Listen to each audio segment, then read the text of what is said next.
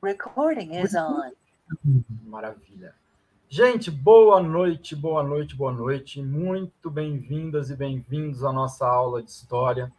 Hoje nós pretendemos falar de um assunto que é muito importante para todos vocês, por duas razões. Poderiam existir várias outras, mas eu elenco duas. Primeira razão, nós vamos falar de Grécia. Nós vamos falar de um lugar, de um berço, de alguma forma, de tudo que a gente entende enquanto a ideia de civilização ocidental, inclusive para criticar essa civilização oriental, para saber aonde que ela se formou, para saber aonde que são as origens de alguns termos muito importantes que ainda estão presentes na nossa realidade hoje, como a ideia de cidadania, como a ideia de teatro na arte, como a própria filosofia. Então, hoje é uma aula muito importante por esse motivo, para a gente conseguir se situar no mundo. E o segundo ponto é um ponto mais bobo, mais importante para todos vocês que vão prestar as provas, vestibulares, Enem. Grécia é um assunto muitíssimo cobrado nos vestibulares. É preciso que a gente fique, portanto, muito atento nessa aula, né? Inclusive, a aula seria sobre Grécia e Roma. Nós conversamos entre os professores e decidimos fazer uma aula específica sobre Grécia e uma aula específica sobre Roma, até porque hoje nós vamos ver até muitos nomes diferentes e que são importantes a gente lembrar desses nomes para entender justamente esse processo que foi a formação do que a gente chama de antiguidade clássica, né? Então, vamos entender um pouquinho de como foi essa formação.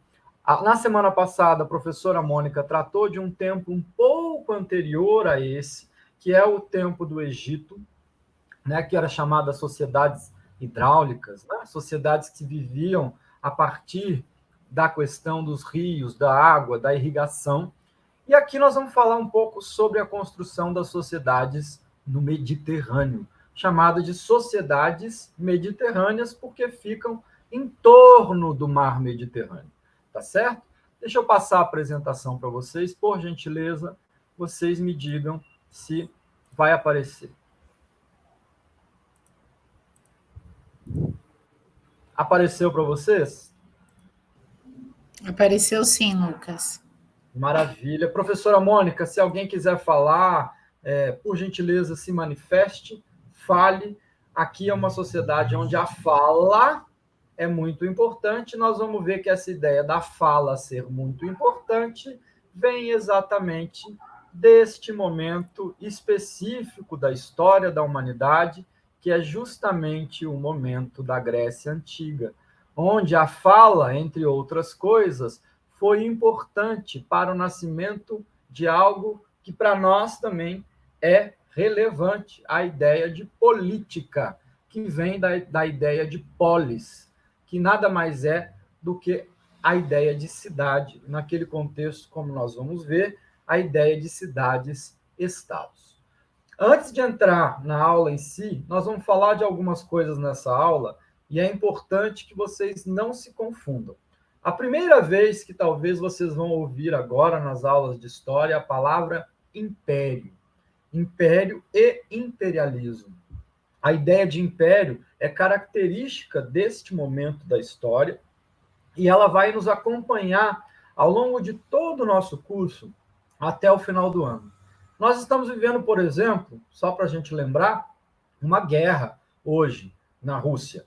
E grande parte dessa guerra, vocês vão ver pelos noticiários, pelas informações, se explicam por uma coisa chamada imperialismo. Mas o que será esse imperialismo? Será que é o mesmo que o professor está falando de impérios e está começando a falar com a gente sobre isso?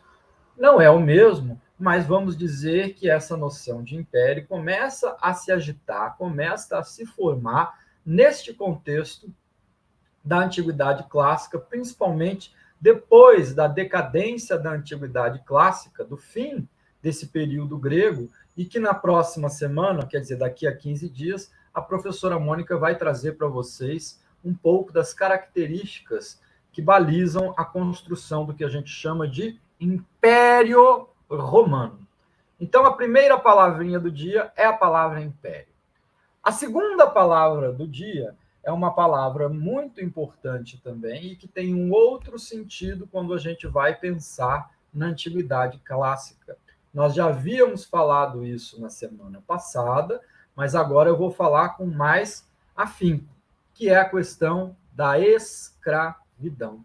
Nós vamos ver que nessas sociedades, principalmente na Grécia, principalmente no contexto de nascimento dessa ideia de política de polis, que aparece na Antiguidade Clássica, nós temos sociedades as quais têm escravos.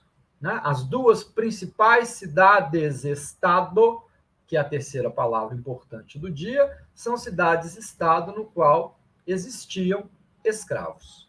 Agora, é bom lembrar que esses escravos não têm nada a ver com a ideia de escravidão negra que vai se colocar mais para frente, que a gente chama de escravidão moderna.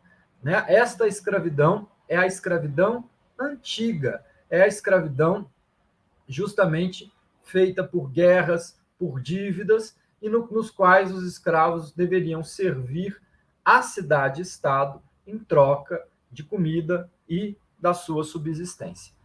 Nós temos um exemplo importante, logo no final da aula eu vou trazer para vocês, que é um contexto em que a sociedade grega começa a se decair e ela é invadida pelo rei Filipe da Macedônia. E o rei Filipe, quando morre, deixa para o seu herdeiro Alexandre o Grande este chamado Império Macedônico, e um dos escravos do Alexandre o Grande era nada mais, nada menos que um dos principais filósofos da Grécia Antiga, justamente Aristóteles. Certo? Então, a segunda palavra do dia é escravidão. Lembrar que a escravidão antiga não é igual à escravidão que nós veremos nas próximas aulas, que é a escravidão moderna, que é aquela que deu origem, de alguma forma, ao país como nós, ao nosso país Brasil, como nós conhecemos hoje, que é justamente o país onde foi o último a abolir a escravidão no século XIX. E a terceira palavrinha do dia é a palavra cidades-estado. Como assim, professor, cidades-estado? Nunca tinha ouvido falar sobre isso, eu já tinha ouvido falar sobre estado. Agora, cidades-estado, eu nunca tinha ouvido falar. Olha, isso tem tudo a ver com esse nascimento da política na Grécia, o nascimento da polis, das cidades, que de alguma forma antecederam essa forma-estado que nós temos hoje no mundo moderno, desde lá do século XVIII, mas a primeira organização política da qual os próprios estados nacionais se basearam muito para se fazer valer, surgiram nesse contexto das cidades de estado, sendo que as duas principais cidades-estado do contexto da Antiguidade Clássica, importantíssimo vocês pensarem isso e lembrarem, é Atenas e Grécia. Atenas e Esparta. Aqui saiu Grécia, não sei por quê. Vou apagar e vou tentar escrever aqui. Atenas e Esparta. Não fiquem tranquilos que o slide próximo vai tratar exatamente disso. Se eu não tivesse Parkinson, ia ficar melhor. Então, vamos pensar um pouco como é que se formou esse momento muito especial da história da humanidade, que trouxe para nós um legado, uma cultura e também muitos problemas para a gente pensar a questão da cidadania, da política e principalmente como que se formou aquele contexto. Vocês conseguem dar uma olhadinha aí no mapa? Está todo mundo conseguindo ver esse mapa? Sim, Lucas. Okay. Maravilha. Esse mapa é importante porque a gente está falando de sociedades mediterrâneas. Sociedades mediterrâneas que se desenvolvem justamente no entorno do mar Mediterrâneo. Vejam vocês que a Grécia fica justamente nesta pontinha aqui, num lugar de muitas ilhas, né, onde era possível, Atenas principalmente, né, que é uma das cidades-estado mais importantes, fica justamente na parte de ilhas, né, de onde hoje é a Grécia. E isso facilitou muito, como nós vamos ver à frente, o desenvolvimento do comércio naquela região, que foi um elemento importante para a gente pensar o próprio desenvolvimento político e cultural que acompanha um determinado período daquele contexto que nós chamamos de período clássico. Mas antes de se formar, né, antes da gente pensar o que era a Grécia, a gente tem que pensar como é que ela se formou. Afinal de contas, da onde surgiu, né, os gregos? Quais são os povos que compõem e constituíram, né, todo esse momento clássico representado por essas duas cidades-estado que são chamadas de Esparta e Atenas? Existiam outras, mas as duas mais importantes eram justamente Esparta e Atenas. Em primeiro lugar, eu quero lembrar de uma ilhazinha que vocês estão vendo aqui, ó, chamada Ilha de Creta. A Ilha de Creta era uma das maiores ilhas do Mar Egeu, uma das maiores ilhas aqui da região, e antes de desenvolver o período clássico na Grécia, antes da própria Atenas se fazer Atenas e Esparta se fazer Esparta, nós tivemos na Grécia, em Creta, um desenvolvimento comercial e um desenvolvimento econômico muito importante e político muito importante, o qual fez valer o papel que ela tinha nesse contexto. Quando eu falo de desenvolvimento econômico, quando eu falo de comércio, eu não estou pensando com os olhos que a gente tem hoje. Nós hoje temos um mundo industrial, tem indústria, a gente compra celular, compra comida. Nesse contexto, nós estamos falando basicamente de agricultura, tá certo? Não podemos esquecer. E a sociedade cretense, ou seja, de Creta, era muito importante e uma sociedade completamente diferente nesse sentido, porque havia um papel de destaque ocupado pela mulher. Era uma sociedade que a gente pode chamar de matriarcal. Isso é muito importante porque é um contexto que antecede a formação deste mundo clássico, que é justamente será representado pelas cidades-estado de Atenas e Esparta. A religião, justamente por ser uma sociedade matriarcal, veja só o ato falho, de tanta gente falar patriarcal, a gente acaba falando dessa forma. Mas, por ser uma sociedade matriarcal, a grande religião, ou seja, eles tinham uma religião baseada nos animais, com vários deuses, mas a grande deusa era uma grande mãe, chamada de grande mãe, deusa da fertilidade. Uma vez que eu já falei para vocês que uma das grandes questões da atividade econômica nesse período, da atividade da economia, era justamente a agricultura. Portanto, quanto mais férteis fossem os campos, fossem os locais aonde se plantava e aonde se colhia, mais estariam sendo abençoadas por essa grande mãe, deusa da fertilidade. Mas o que aconteceu com Creta nesse período que antecede o surgimento do que a gente chama de período obscuro do mundo grego? Por que período obscuro, professor? O período obscuro é um pouco do período que antecede o período clássico, no qual a gente vai ver desenvolver na Grécia não só as artes, a filosofia, mas a própria ideia de democracia que surge nesse contexto.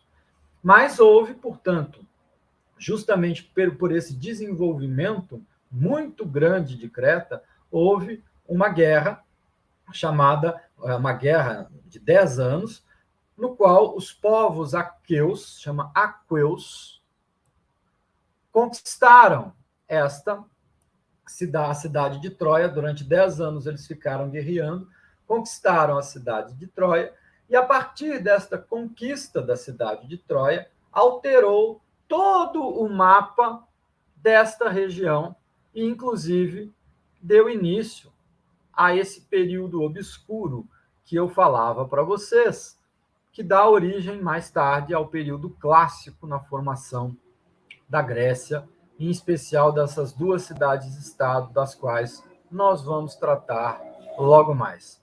Guardem bastante este mapinha, não se esqueçam deste mapinha. Ele é importante para a gente pensar várias coisas. Os mapas, eles não explicam tudo, mas eles ajudam a gente a observar como que vai se dar a ampliação propriamente dita da questão do comércio na Grécia e, principalmente, a gente está falando de ampliação, estamos falando também das lutas que o próprio povo ateniense e o povo espartano vão travar com outros impérios que estavam também querendo dominar esta região aqui, principalmente o Império Persa. Né? Na próxima aula, a professora Natália vai falar um pouco sobre a história do Império Persa. Então, hoje nós vamos apenas chamar a atenção que um dos elementos que explica a decadência do mundo grego, a decadência do período clássico, é também uma guerra contra os impérios persas, que queriam também se expandir para essa região. Mas, nesse contexto, nós estamos falando do período inicial de formação dessa sociedade, que começa, portanto, tem o seu ponto de partida com a conquista da cidade de Troia pelos aqueus. Vamos pensar, portanto, quais são os povos a partir do momento em que há a conquista de Creta, quais são os povos que vão constituir a formação do período obscuro daquele contexto e, principalmente, vão dar origem ao período clássico. Os nomes são difíceis, são chatinhos, mas são importantes que a gente tenha bastante em vista como que se vão formar estes povos, quais são os povos que vão formar estas cidades. Nós temos os próprios aqueus, que foram aqueles que conquistaram Creta, os eólios, os jônios e os dórios. São exatamente esses 4 povos, ou a mistura desses 4 povos. Nós vamos ver que nas cidades-estado, alguns desses povos vão prevalecer mais em detrimento dos outros, mas é justamente nessa mistura desses 4 povos é que vão se constituir esta região lá, lembrando do mapinha, esta região da Ática, chamada Ática, né? Que é justamente o local onde nascem essas cidades-estado que constituem o período clássico da Grécia Antiga. O que acontece nesse contexto que é muito importante a gente lembrar? A criação, portanto, de várias cidades-estado, não só Atenas e Esparta, mas nós temos principalmente essas 2 cidades aí no bojo, na frente de todas as outras, como as 2 cidades mais importantes daquele período. Professor, e o poder? Como é que era exercido o poder? Porque até então nós tínhamos tribos. E essas tribos se organizavam em frátrias, né? Frátrias é a ideia de fraternidade mesmo, né? A ideia de que você tinha tribos isoladas e não conseguia uma organização política, tal como se conseguiu nesse contexto, através da emergência das cidades-estado. E quem exercia o poder nestas cidades-estados? Em geral, o poder era exercido por uma nobreza hereditária. O poder, portanto, era exercido pelos ricos. Por aqueles que tinham o quê? O que fazia uma pessoa ser rica naquele contexto? Não é a mesma coisa de hoje. Não tinha banco, né? Não tinha sistema financeiro, não tinha dinheiro, exatamente, tinha moedas, mas não tinha o dinheiro tal como a gente conhece antes, conhece hoje. Então, o que era um elemento que é fundamental para a gente pensar a distribuição do poder neste contexto específico da antiguidade clássica? O que vocês acham que era um elemento importante para pensar a distribuição do poder nesse contexto? Lucas, a Sandra está falando que são terras férteis. Ah, Sandra, acertou. A terra era o grande fundamento. Excelente, Sandra. A terra fértil ainda. Era a grande centro de distribuição do poder e que se passava de pai para filho. Aquele que tinha terras, que podia cultivar terras e também podia, inclusive, escravizar, né? Porque você tem a escravidão antiga, justamente você permitir que a parte das pessoas trabalhem nas suas terras em troca de comida, em troca de subsistência. Então, o grande poder econômico, a grande riqueza nesse contexto, era justamente aquele possuidor de terras.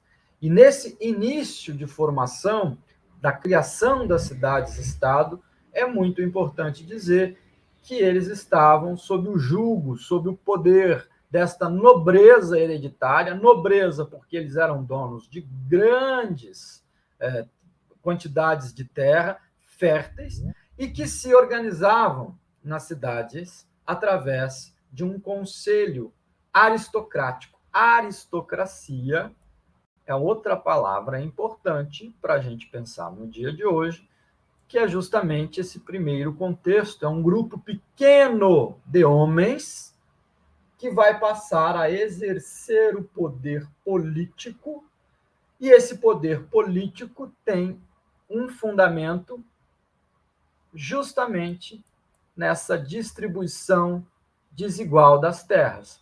Professor, por que a distribuição dessas terras é desigual? Entre outras coisas, porque era hereditária, ou seja, passava de pai para filho.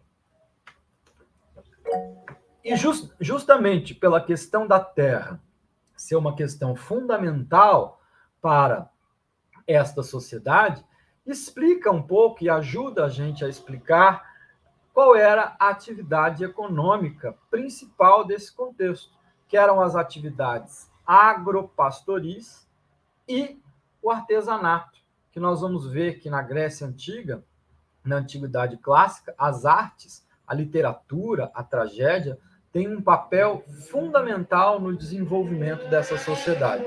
Não só as atividades agropastoris, porque você tinha a capacidade, entre outras coisas, de fazer vinho, de fazer azeite, tinha muita plantação de uvas, né, nesse contexto.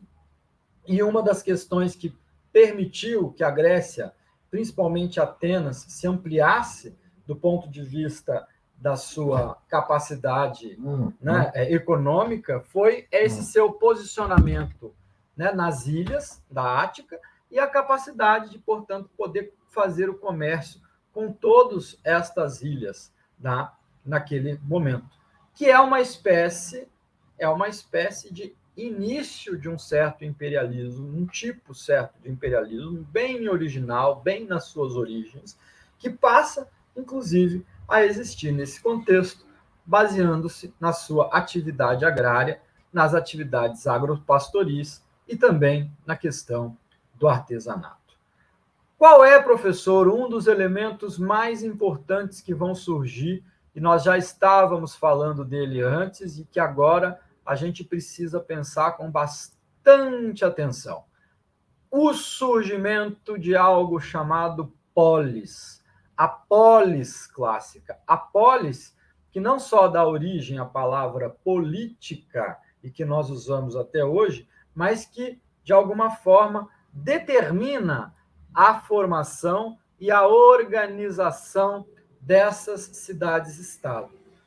A polis, portanto, é a grande novidade desse período que nós estamos estudando na aula de hoje.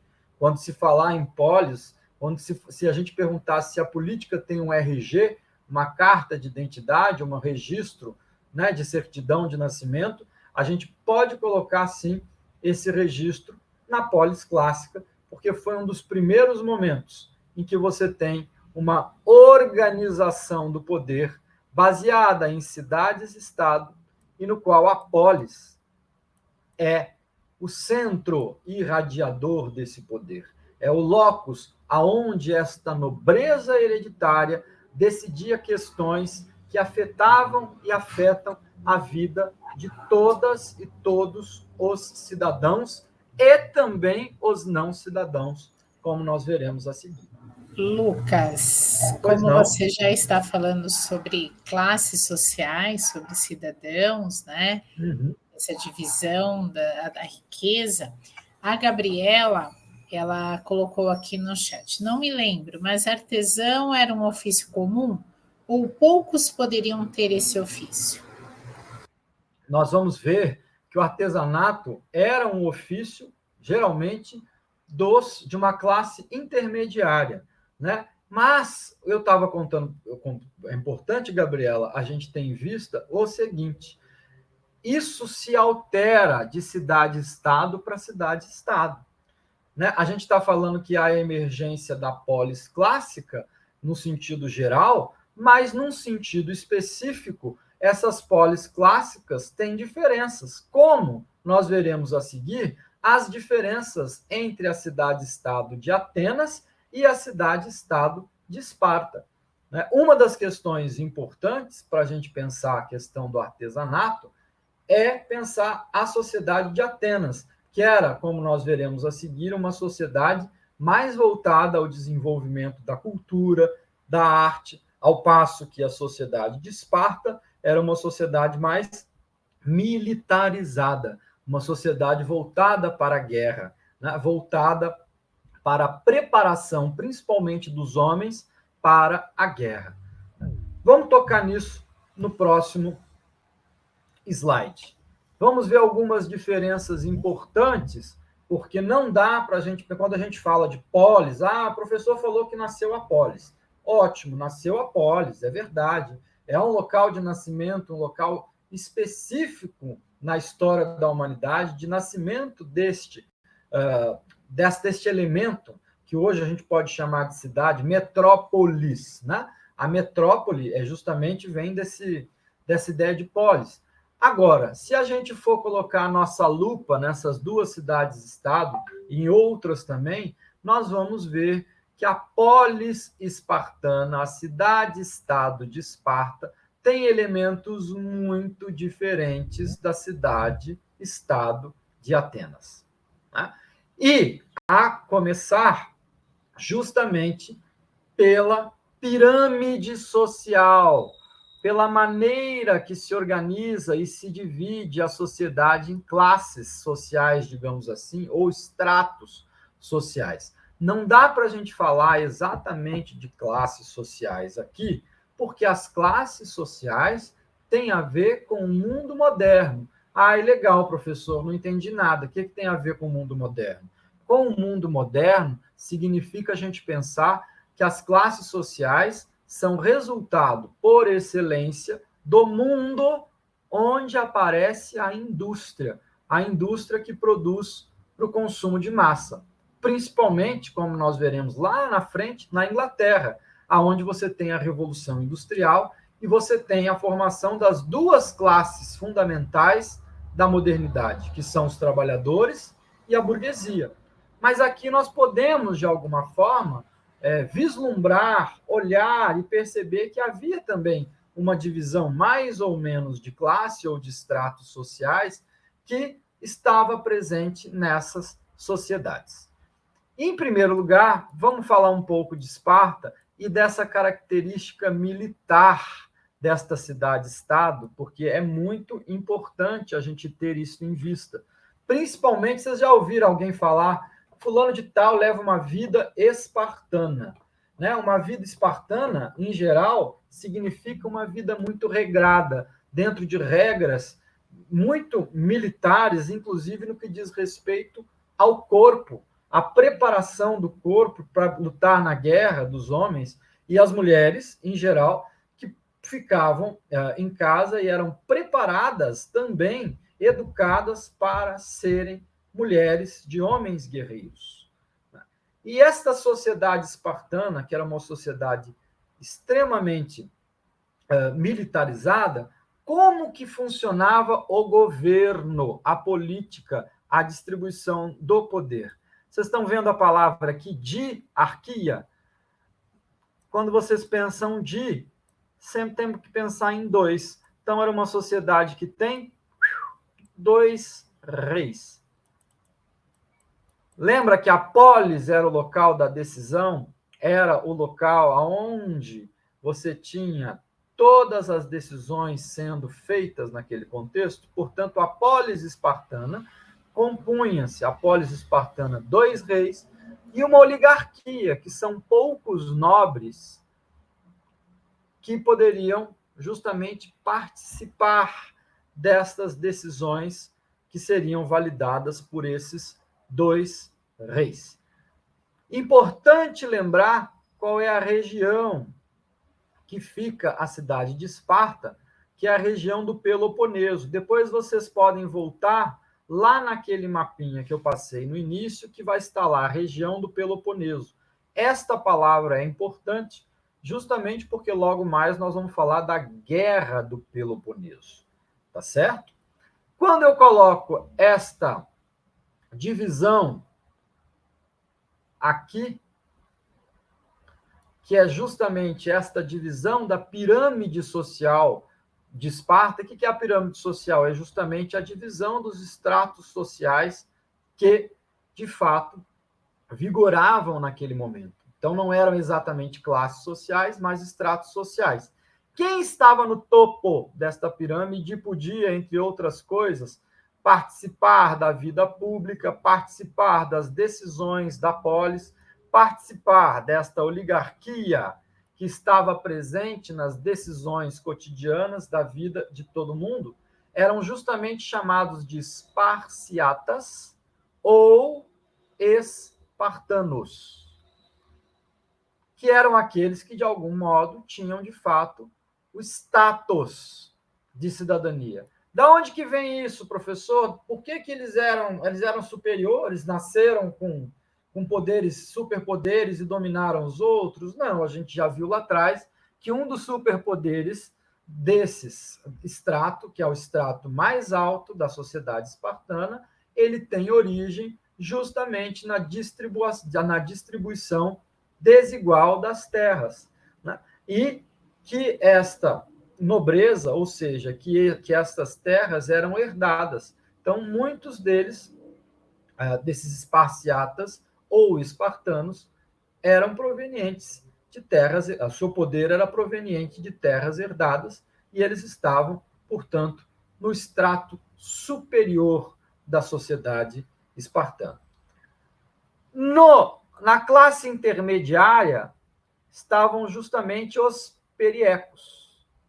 Guardem esses nomes, viu? Para vocês não terem nenhum susto em nenhum momento de prova. Vai aparecer lá periecos, meu Deus do céu. Periecos é nada mais, nada menos do que esse extrato intermediário, que não era nem espartano, não tinha nobreza, não tinha tanta terra, não tinha tanto poder para se tornar um espartano, mas eram compostos por artesãos, pequenos comerciantes, que também participavam dessa vida na questão da cidade-estado de Esparta, mas não tinham, né, a sua nobreza como tinham os espartanos e, portanto, não participavam, isso é muito importante, das decisões políticas daquela cidade-estado, mas eram considerados, de alguma forma, cidadãos. E nós temos os ilotas. Guardem também esse nome, que eram pessoas que não eram de Esparta, os estrangeiros. Gente, eu era tão bom escrever assim, agora eu não sei mais. Eu já fui muito bom nisso, agora eu não consigo. Que eram justamente os estrangeiros, aqueles que não haviam nascido e que não faziam parte, portanto, da sociedade espartana e nem eram pequenos comerciantes e tampouco artesãos daquela cidade. E é o extrato mais inferior, a camada mais baixa, e que não tinha, de fato, nenhuma interferência, nem se pode pensar no poder político, e era certamente a camada, digamos assim, mais pobre da sociedade, né? Que realmente precisava e vivia numa situação mais complicada. Grande parte dela era composta por ilotas, e é importante que vocês tenham isso em vista. Então, lembrar das características de Esparta, né? 2 características importantes: é uma cidade-estado militar, voltada à educação do homem ou do jovem, que vocês, não sei se vocês já ouviram falar sobre isso, mas as mães entregavam os filhos com 5 a 6 anos de idade para o Estado, né, para os responsáveis pela educação do Estado, justamente para que eles já aos 7, 8 anos pudessem ir treinando para ser grandes guerreiros, né? Uma coisa importante que a gente esqueceu, que o professor esqueceu de falar e que é fundamental. Qual era daqueles povos que nós falamos, eônios, dórios, jônios, né, alqueus? Nós falamos desses 4 povos fundamentais que formam as diversas cidades-estado nesse contexto. Quais são os povos que formam, qual é o povo predominante que forma a cidade de Esparta? São os dórios. Não é Dória, não, viu, gente? Por favor, não vamos. Oi, Lucas. Você falando das classes, nós temos algumas perguntas aqui. Então, o Grego, ele pergunta se os periecos seriam a classe média da época, e a Sandra pergunta, os ilotas viviam como? Eram servos? Não, não eram servos. Mas, em geral, eles cumpriam justamente o trabalho de colheita, o trabalho mais duro, justamente na agropecuária da cidade, para se manter.